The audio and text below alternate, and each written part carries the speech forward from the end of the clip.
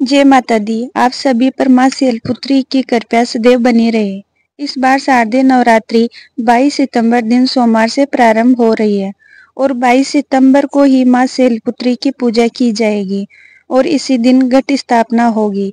आइए जानते हैं माँ शैलपुत्री की संपूर्ण पूजा विधि और शुभ मुहूर्त के बारे में।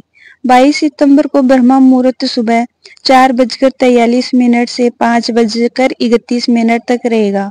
सूर्य उदय होगा सुबह 6:19 पर और सूर्यास्त होगा शाम 6:19 पर। चंद्रास्त शाम 6:38 पर होगा और इसी दिन राहु काल सुबह 7:30 से 9 बजे तक रहेगा। अभिजीत मुहूर्त सुबह 11:55 से 12:43 तक रहेगा और इसी बार 22 सितंबर को बहुत ही शुभ योग बन रहे हैं। नक्षत्रों का शुभ संयोग बन रहा है जिसमें उत्तरा फाल्गुनी नक्षत्र सुबह 11:24 तक रहेगा। बाद में हस्त नक्षत्र प्रारंभ हो जाएगा। इसके अलावा शुक्ल योग शाम 7:59 तक रहेगा। बाद में ब्रह्मा योग प्रारंभ हो जाएगा। इस दिन घट स्थापना का शुभ मुहूर्त रहेगा सुबह 6:09 से 8:06 तक।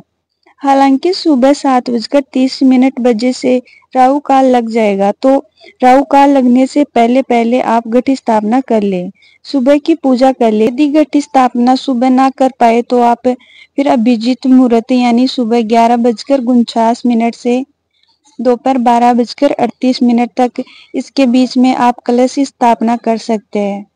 माँ शैलपुत्री की पूजा का मुहूर्त है सुबह 4:58 से लेकर 7:25 तक रहे और शाम का शुभ मुहूर्त रहेगा 6:18 से 7:29 तक। माँ शैलपुत्री हिमालय राज की पुत्री होने के कारण शैलपुत्री कहलाती है। इनका वाहन बैल होता है और माँ अपने दाहिने हाथ में त्रिशूल और बाएं हाथ में कमल का पुष्प धारण करती है। इनके मस्तक पर अर्धचंद्र सुशोभित है, इसलिए माँ शैलपुत्री की पूजा में चंद्र देवता की भी पूजा का विधान है। और इस बार चंद्र देवता के अस्त होने से पहले पहले शाम के समय चंद्र देवता की पूजा करने से सभी शुभ फलों की प्राप्ति होती है। नवरात्रि में पहले दिन घट स्थापना के साथ ही माँ शैलपुत्री की पूजा करनी चाहिए। प्रातः काल स्नान करके शुद्ध वस्त्र धारण करके घर के मंदिर या फिर कलश स्थापना की जगह पर बैठकर सबसे पहले संकल्प लिया जाता है। संकल्प लेते समय अपने दाहिने हाथ में थोड़ा सा जल लेकर इस प्रकार कहे, आपको अपना नाम, अपने कुल, अपने गोत्र का नाम लेकर इस प्रकार कहना है कि मैं शुद्ध मन, वाणी और कर्म से माँ शैलपुत्री की पूजा कर उनके आशीर्वाद की कामना करता हूँ या करती हूँ। इसके अलावा आप यदि नवरात्रि के पूरे उपवास रखना चाहते हैं तो भी संकल्प लेना चाहिए और यदि उपवास नहीं रख रहे हैं, केवल पूजा 9 दिन तक कर रहे हैं तो उसका भी संकल्प लेना चाहिए। इसके बाद संकल्पित जल को भूमि पर छोड़ दीजिए। अब माता रानी का ध्यान करते हुए आप यदि तस्वीर है तो जल का छिट्टा देकर स्नान का भाव करें। प्रतिमा है तो प्रतिमा को स्नान कराएं। उसके बाद उन्हें पोंछकर वस्त्र धारण कराएं। उनके चंदन का या रोली कुमकुम का तिलक लगाएं। माँ का प्रिय रंग सफेद, गुलाबी और नारंगी होता है। इन्हीं रंगों के वस्त्र धारण करके पूजा आज के दिन करनी चाहिए। पूजा में घी से बने हुए व्यंजन और खास तौर पर घी से बना हुआ भोग जैसे कि खीर या फिर रबड़ी और मावे के लड्डू आदि अर्पित करना शुभ माना जाता है। इसके अलावा आप पान, सुपारी, लौंग, इलायची का भोग आप प्रतिदिन माँ को लगा सकते हैं। यदि आपके पास कोई खास व्यंजन ना हो तो भोग सबसे अंत में लगाना चाहिए। सबसे पहले धूप दीपक जलाकर माँ का पूजन करें। माँ के मंत्रों का मंत्र है ओम देवी शैलपुत्री नमः। प्रार्थना मंत्र है वंदे वाचित लाभाए। आप शैलपुत्री मंत्र का जाप भी कर सकते हैं। माँ के चरणों में कुछ दक्षिणा अर्पित करें। माता रानी को श्रृंगार की सामग्री अर्पित करें। प्रत्येक दिन श्रृंगार की कोई एक सामग्री अवश्य अर्पित करनी चाहिए। लाल चुनरी माँ को चढ़ाए। यदि आप श्री दुर्गा सप्तशती का पाठ पूरे 9 दिन तक करना चाहते हैं तो पहले दिन से पाठ प्रारंभ करें। फिर दुर्गा सप्तशती का पहला अध्याय पहले दिन पढ़ना चाहिए। इसके बाद कथा का श्रवण करें या कथा का पाठ करें। देवी भागवत पुराण का कोई महत्म पढ़ सकते हैं या श्लोक पढ़ सकते हैं या सुन सकते हैं।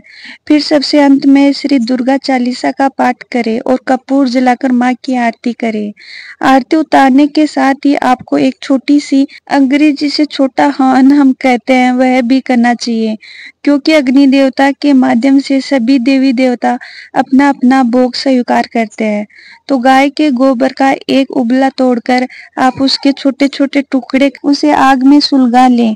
जब धुआं बंद हो जाए तब उसमें घी डालकर उसके ऊपर आपको लौंग का एक जोड़ा पहले कपूर जलाकर उसमें रखें।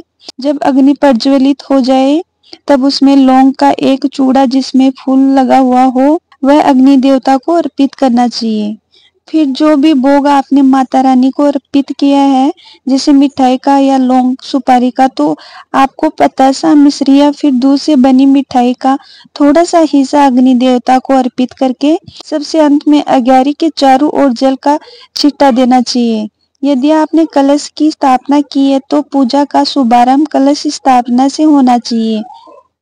भगवान गणेश जी की पूजा के बिना कोई भी पूजा या कोई भी व्रत प्रारंभ नहीं होता है, तो गणेश भगवान का पूजन आप सबसे प्रारंभ में अवश्य करें। सभी नवदुर्गाओं का ध्यान करें और यदि आपने नवग्रह यंत्र रखा हुआ है, नवग्रह यंत्र का पूजन करें।